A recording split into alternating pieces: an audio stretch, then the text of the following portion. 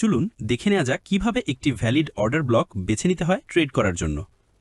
এখানে আমরা দেখতে পাচ্ছি ধারাবাহিকভাবে ব্রেকআপ স্ট্রাকচার হচ্ছে, মানে মার্কেট এখন রয়েছে একটি শক্তিশালী ডাউন ট্রেন্ডে। দেখুন, প্রাইস সাম্প্রতিক লোয়ার লো ভাঙতে পারেনি, বরং দিয়েছে একটি ছোট পুলব্যাক ওপরের দিকে।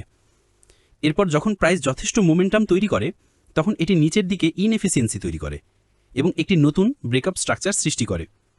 এখন যে অর্ডার ব্লকটি তৈরি হয়েছে এই সাম্প্রতিক বিওএস থেকে, আমার মতে এটি মূলত একটি ইনডিউসমেন্ট, অর্থাৎ এটি ট্রেডের জন্য নিরাপদ নয়।